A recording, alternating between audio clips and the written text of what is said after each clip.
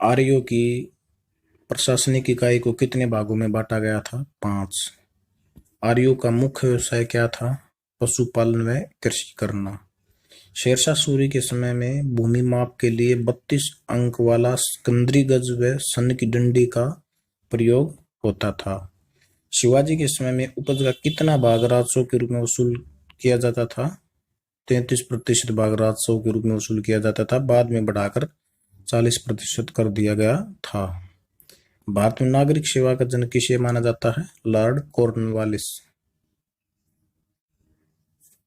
प्राचीन समय में गंडक नदी को किस नाम से जाना जाता था? सदानीरा।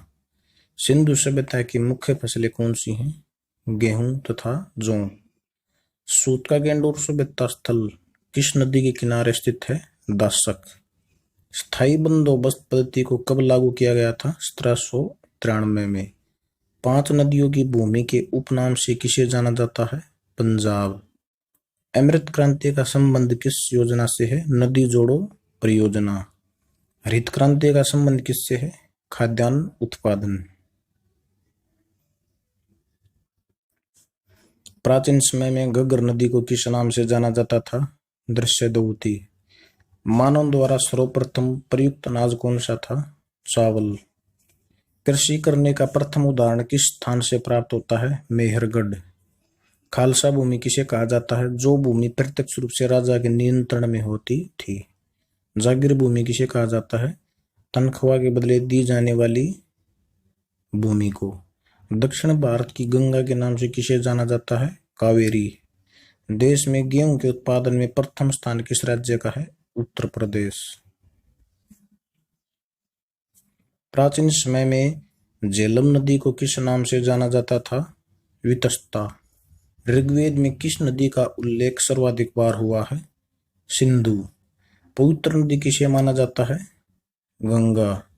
विश्व में गेहूं उत्पादन में प्रथम स्थान चीन का तथा दूसरा स्थान भारत का है। भारत के कुल क्षेत्रफल का कितने प्रतिशत भाग पर कृषि की जाती है? 51%।